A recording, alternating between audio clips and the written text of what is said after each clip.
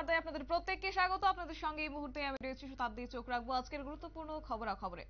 বাংলাদেশের সংখ্যালঘুদের উপর আক্রমণের প্রতিবাদে এবার মুখ খুলেছে সিপিআইএম। কার্যত আজ সিপিআইএম এর বিক্ষোভ মিছিল এবং পথসভা অনুষ্ঠিত হয়েছে। একদিকে বৃষ্টি বিঘ্নিত আবহাওয়া, অন্যদিকে সেই বৃষ্টিকে উপেক্ষা করে এবার রাজপথে নামতে দেখা গেছে সিপিআইএম কে। এবং শনিবার সকাল ঠিক 11টা নাগাদ বাংলাদেশের সংখ্যালঘুদের উপর যেভাবে আক্রমণ হচ্ছে তারই প্রতিবাদ জানিয়েছে ত্রিপুরা বামফ্রন্ট এবং বামফ্রন্ট কমিটির আহ্বানে এক বিক্ষোভ মিছিল এবং পথসভা অনুষ্ঠিত হয়েছে। মিছিল শুরু হয়েছে সিপিএম পশ্চিম ত্রিপুরা জেলা অফিসের সামনে থেকে এবং সেখান থেকে মিছিল শেষে অরিয়েন্ট চৌমুহনীতে এসে মিলিত হয় এবং সেখানে হয়েছে আজকের পথসভা।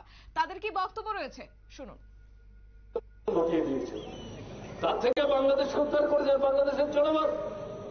বর্তমান পরিস্থিতি যে নতুন সরকার তৈরি হয়েছে, ছাত্র আন্দোলনের নেতৃত্বের সাথে মিলিতভাবে সেই বাংলাদেশের জনগণই যে পরিস্থিতির মধ্যে পরিবর্তন এনেছে, কাজে সেই জনগণের উপর পুরো আস্থা রেখে আমরা আবেদন করছি, আপনারাই পারবেন, আপনারা এগিয়ে আসুন।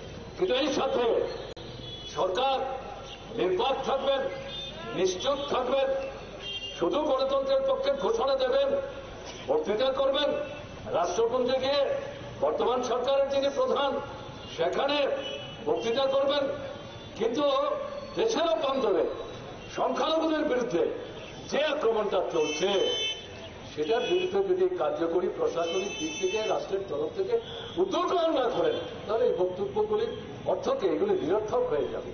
তাই ত্রিপুরা রাজ্য বামফ্রন্টের পক্ষ থেকে রাজপথে দাঁড়িয়ে এই নতুন যে সরকার তারা নিজেরাই বলছেন এটা স্বল্পকালীন, তারা খুব তাড়াতাড়ি নাকি ভোট ডাকবেন, এটা তাদের ব্যাপার, এই নিয়ে আমাদের কোনো কথা নাই।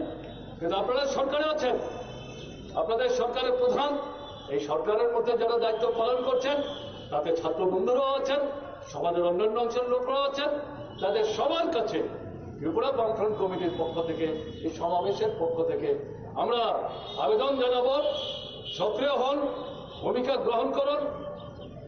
সংখ্যালঘু অংশের মানুষ যেন ধর্ম সম্প্রদায় নির্বিশেষে তাদের নিরাপত্তা নিশ্চিত করতে আপনারা কার্যকরী উদ্যোগ গ্রহণ করুন এবং যারাই পরিস্থিতিকে সেখানে জটিল করার চেষ্টা করছে, মানুষের মধ্যে ধর্ম সম্প্রদায়ের নামে বিভাজনের বলিরেখা তৈরি করবার চেষ্টা করছে এবং যার মধ্য দিয়ে এই পার্শ্ববর্তী রাষ্ট্র ভারত, তার অন্তর্ভুক্ত ত্রিপুরা, ওইদিকে পশ্চিমবাংলা, এই এলাকার মধ্যে একটা অস্থির আবহাওয়া তৈরি করবার চেষ্টা করছে উদ্দেশ্যমূলক ভাবে, তাকে শব্দ হাতে আপনারা মোকাবেলা করার চেষ্টা করুন।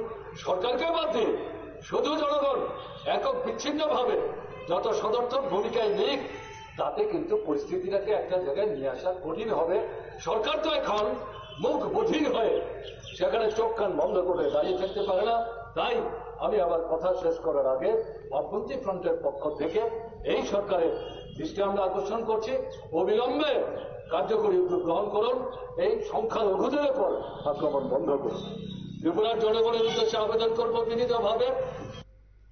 আপনারা শুনলেন সিপিআইএম নেতৃত্ব মানিক সরকারের বক্তব্য। কার্যত তিনি আজ বিস্তারিত বিষয় তুলে ধরেছেন এবং অনতিবিলম্বে এই যে অত্যাচার হচ্ছে সংখ্যালঘুদের উপর তাতে করে কার্যকরী ভূমিকা গ্রহণ করার আজ রাজ্যবাসীর কাছে আহ্বান জানিয়েছেন সরকারের কাছে এবং পাশাপাশি বাংলাদেশের অন্তর্বর্তী সরকার ইউনূস সরকারের বিরুদ্ধে ক্ষোভ উগরে দিয়েছেন। নিয়ে নিচ্ছে ছোট্ট একটি বিজ্ঞাপন বিরতির সঙ্গে থাকুন।